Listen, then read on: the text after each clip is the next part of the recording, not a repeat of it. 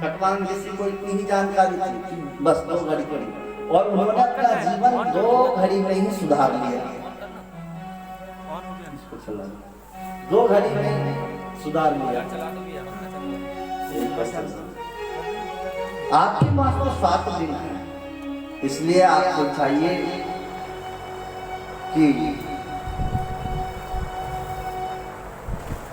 आप मृत्यु का भय भगावें। भगवान श्री कृष्ण की कृपा होती है।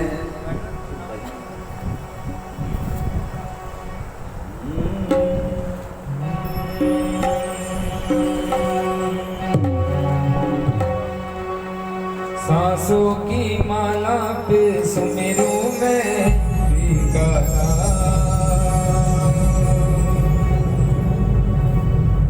सांसों की माला पे सुमिरू मैं बिकारा, सांसों की माला पे सुमिरू मैं बिकारा, अपने मन की मैं जानू और भीगे मन की राम, अपने मन की मैं जानू और भीगे मन की राम, सांसों की माला में सिमरू मैं बिकारा, सांसों की माला में सिमरू मैं बिकारा। प्रेम के रंग में ऐसी डूबी, प्रेम के रंग में ऐसी डूबी, बन गया एक हीरो, बन गया एक हीरो, ओ प्रेम के रंग में ऐसी डूबी, बन गया एक हीरो, बन गया एक हीरो, श्याम की माला जपते जपते मैं आप हुई श्याम, सांसों की माला पे सिमरो मैं बिकारा, सांसों की माला पे सिमरो मैं बिकारा, सांसों की माला पे सिमरो मैं बिकारा।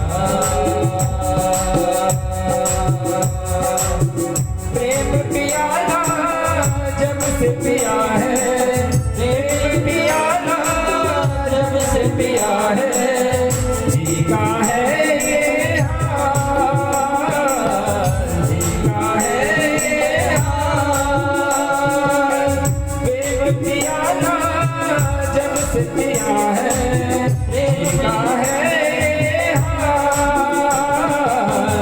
जी का है ये हाल, ओ अंगारों पे नींद आ जाए, कांटों पे आराम, सांसों की माला पे सिमरो मैं बिकारा,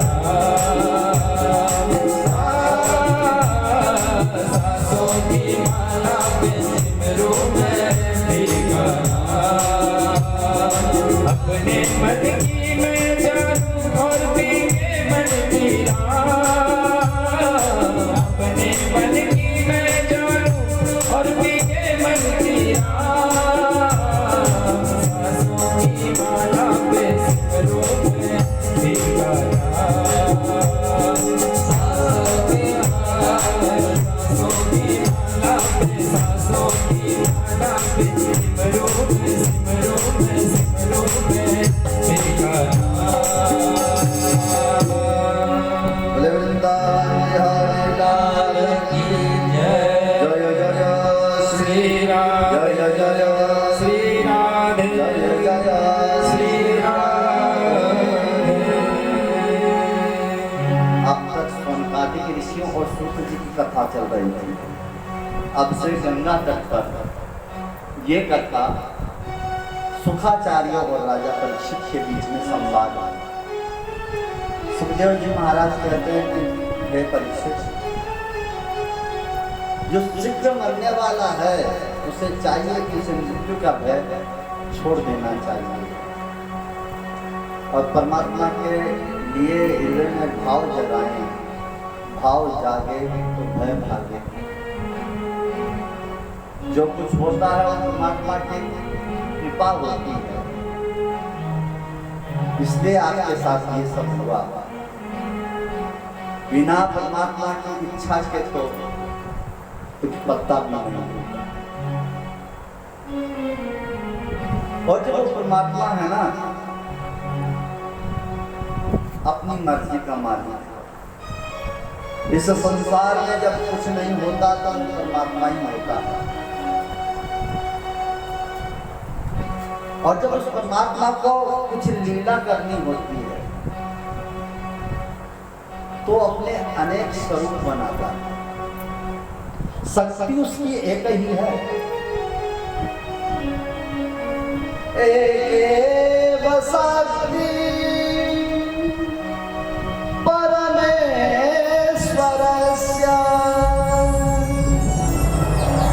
भिन्ना चतुर्था व्यवहार काले और से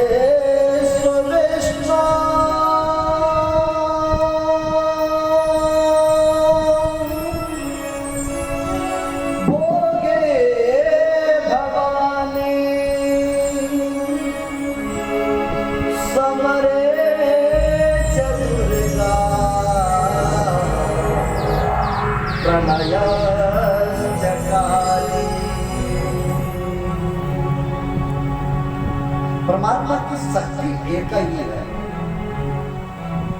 और जब उसे भिन्न भिन्न स्थानों पर भिन्न भिन्न व्यवहार निभाने होते हैं तो अनेक अनेक रूप में वही परमात्मा आता है। विराट पुरुष के रूप में वही परमात्मा। जब सृष्टि का सृजन करना होता है यही परमात्मा रहता है।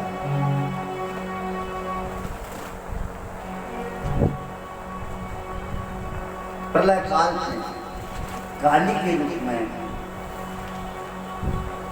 यही होता है। अलग अलग जैसे जैसे व्यवहार उसे निभाना होता है वही परमात्मा अलग अलग रूप धारण करता है। संपूर्ण ब्रह्मांड में जब जल ही जल होता है, एक प्रकाश पुंज के रूप में वो हमेशा विराजमान होता है। पीपल के पत्ते के प्रकाश। और जब इस परमात्मा को कुछ देखने का मन करता है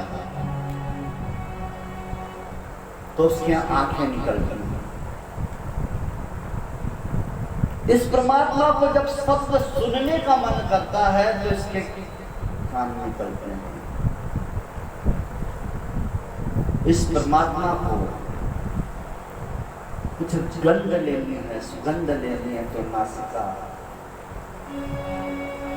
स्पर्श तो त्वचा।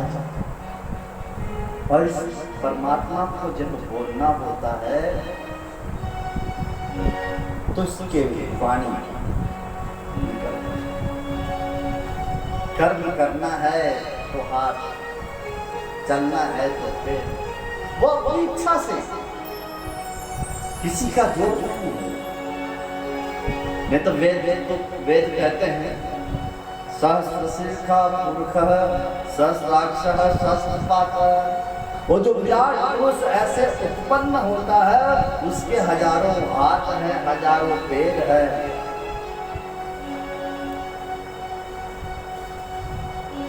हजारों आंख। ये उस विराट पुरुष की स्थिति है। और तुलसीदास जी कहते हैं ना, वो क्या कहते हैं? बिनु पग चलहि सुनहि बिनु काना, बिनु पग चलहि सुनहि बिनु काना। ओ बिनु पग चलहि सुनहि बिनु काना।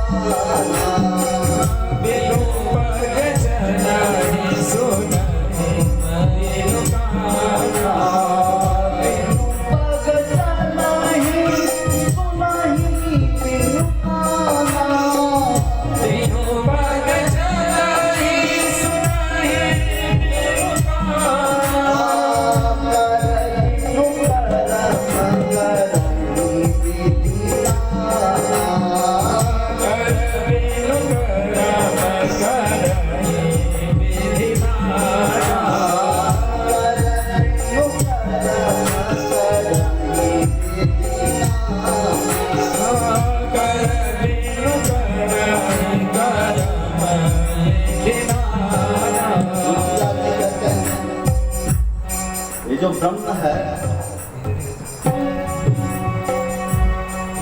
बिनु पग चल है, इसके पग नहीं है,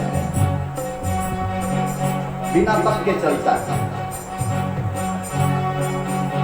बिनु पग चल है, सुना ही बिनु काना, और उसके कान भी नहीं है, फिर भी बहुत बढ़िया सुनता है।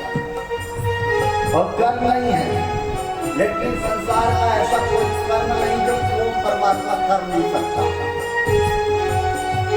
और आनंद रहित सकल रस भोगी, आनंद रहित सकल रस भोगी, बिन वाणी वक्ता बड़ जोगी, बिन वाणी वक्ता बड़ जोगी, पग चलाही चलाही बिनु काना, बिनु पग चलाही सुनाही बिनु काना, पग चलाही सुनाही बिनु पग चलाही सुनाही बिनु काना, बिनु करम करही बिना, बिनु करम करही बिना, रही सकल रस भोगी, आनंद रहित सकल रस भोगी, बिन वाणी भगता बड़ जोगी, बिन वाणी वक्ता बड़ जोगी, बिन वाणी वक्ता बड़ जोगी।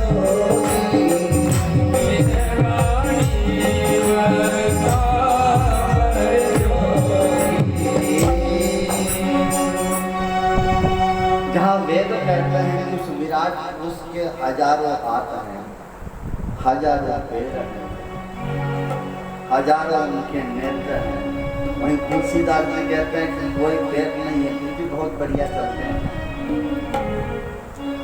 आनंद रहित मुख नहीं है, जिज्ञा नहीं है, लेकिन सभी रसों का स्वाद वो भली भांति जानता है, और उसके वाणी भी नहीं है, लेकिन सबसे बड़ा जो वक्ता है वो परमात्मा है। जब इसका मन करता है तब तक वो क्षीर सागर में विराजमान होता है। इसका जब विश्व उत्पत्ति का मन करता है, नाभि से कमल की उत्पत्ति और उस कमल से ब्रह्मा जी की उत्पत्ति होती है। भगवान के नाभि कमल से ब्रह्मा की उत्पत्ति हुई। ब्रह्मा ने उस नाभि कमल से कमल के ऊपर आके देखा, उसको लगा आखिर मुझे पैदा करने वाला कौन है। कमल के पुष्प के ऊपर आके जब देखा तो चारों तरफ जल ही जल, क्योंकि भगवान का तो अयन है ना। परमात्मा का एक नाम जो नारायण है, नार कहते हैं जल को और अयन कहते हैं घर को। जिसने जल को ही अपना घर बनाया, नार को ही अपना अयन बनाया, वो नारायण। ब्रह्मा ने देखा तो कमल पुष्प के ऊपर वो स्वयं बैठे हैं, चारों तरफ सिर घुमाया तो चार सिर ब्रह्मा के हो गए।